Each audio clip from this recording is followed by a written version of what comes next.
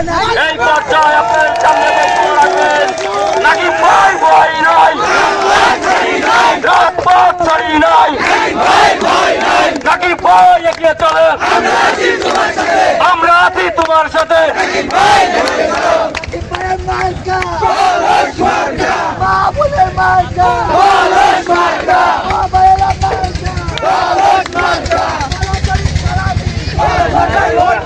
রহিম, আজকের এই মিছিল শেষে পথসভার যে মধ্যমণি আমার বড় ভাই কালিয়ার কৃতি সন্তান এবং বারবার যিনি জনগণের ভোটে নির্বাচিত সালামাবাদ ইউনিয়নের সুযোগ্য চেয়ারম্যান এবং আমার পাশে আছেন উনি এবার বিপুল ভোটের মাধ্যমে কালিয়া উপজেলা বিএনপির সম্মানিত সভাপতি, যার সুযোগ্য নেতৃত্ব না হলে আজকে এই বিএম নাকিব হোসেনের আবির্ভাব এখানে ঘটতো না। এই সুযোগ্য নেতা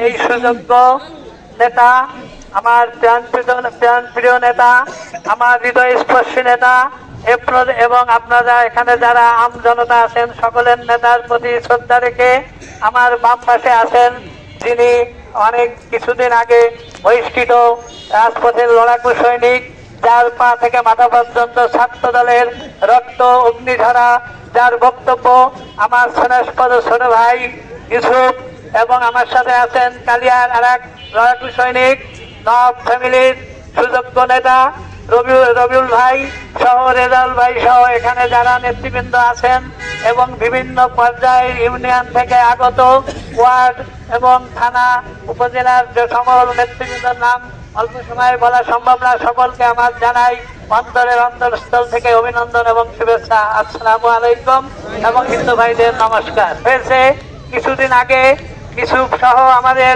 কালিয়া পৌর কমিটির সাধারণ সম্পাদক তার 7 জনকে 1.5 বছর আগের একটা লুটপাট চাঁদাবাজ সন্ত্রাসের মামলা তার বিরুদ্ধে দিছে, সেই ক্ষত আমাদের মুছতে না মুছতেই ইতিমধ্যে আমাদের যিনি বটবৃক্ষ যিনি ছায়া দিয়ে রাখেন যে সুযোগ্য নেতা, এই প্রসঙ্গে আমাদের বলতে হয় আমাদের মহানবী সাল্লাল্লাহু আলাইহি সাল্লাম যখন মক্কা থেকে মদিনায় হিজরত করতে গিয়েছিলেন এবং 628 খ্রিস্টাব্দে যখন উনি 622-এ হিজরত করে 6 বছর পরে তিনি মক্কার উদ্দেশ্যে 1400 সাহাবী নিয়ে হিজরত করার উদ্দেশ্যে রওনা দিয়ে যখন মক্কার উপকণ্ঠে 3 কিলোমিটার দূরে অবস্থান করছিলেন, তখন মক্কার কুরাইশ, ইহুদি, পৌত্তলিক, খ্রিস্টান সহ যত বিধর্মী আছে তাদের প্রতিরোধ করলেন, কিন্তু তারা নিরস্ত্র ছিল।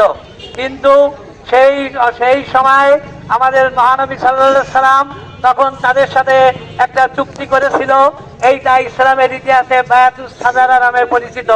যেহেতু একটা গাছের তলায় এই শপথ নিয়েছিল, আজকে আমরা মুক্ত আকাশে সেই আমাদের সুযোগ্য নেতা, আমার হৃদয় স্পর্শ নেতা, বারবার জনগণের ভোটে নির্বাচিত নেতা এবং বিএনপির বিভিন্ন কাউন্সিলের মাধ্যমে নির্বাচিত সভাপতি সেই আনোয়ার ভাইকে উপস্থিত রেখে আজকে আকাশের নিচে আমরা শপথ নিচ্ছি আগামী দিন 12 তারিখের পরে এই আনোয়ার ভাই ইউসুফ সহ এবং সালামাবাদ ইলিয়াসাবাদের যে কমিটি বিলুপ্ত করা হয়েছে এদেরকে ঘরে না নিয়ে আমি রাজপথ ছাড়বো না ইনশাআল্লাহ।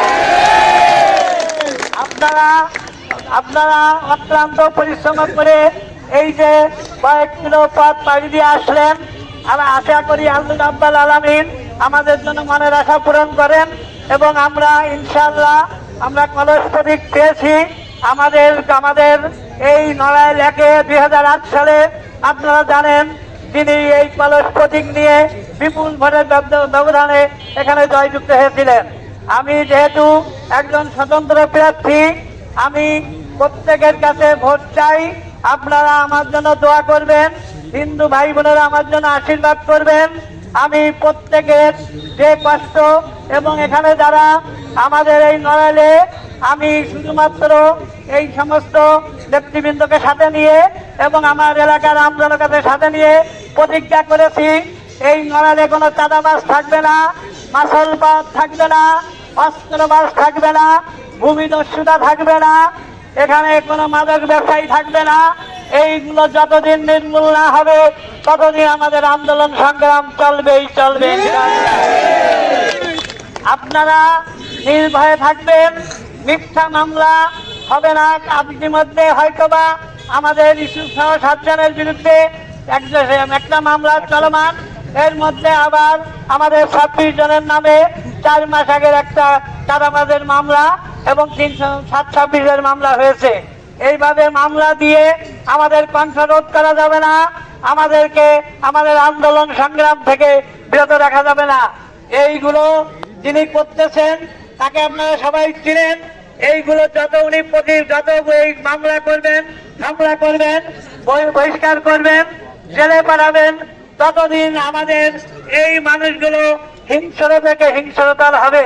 এদেরকে কোনোভাবে দমানো যাবে না, এদের আন্দোলন থামানো যাবে না। এবং আশা করি 12 তারিখে ব্যালট বিপ্লবের মাধ্যমে আপনারা ইনশাআল্লাহ তাকে চিরদিনের মতো উৎখাত করবেন ইনশাআল্লাহ। আগামী 12 তারিখ বিরতিহীন ভাবে আপনারা এই কলস প্রতীকে ভোট দিবেন। প্রত্যেকটা মা ভাই বোনকে বলে যাই, এই কলস প্রতীকের বিজয় হলে নড়াইলবাসী বাঁচবে। এই কলসের বিজয় হলে এদেশের চাঁদাবাজ মুক্ত হবে, সন্ত্রাস মুক্ত হবে, মাসলবার মুক্ত হবে, দখলবাজি মুক্ত হবে, ভূমিদস্যুতা চিরতরে নির্মূল হবে। আপনারা যতক্ষণ না তার বিরুদ্ধে অবস্থান না নেবেন ততদিন এই অন্যায় অত্যাচার চলবেই। তাই ইনশাআল্লাহ আপনারা অনেকেই ক্লান্ত, আপনারা আমার জন্য দোয়া করবেন এবং আমাদের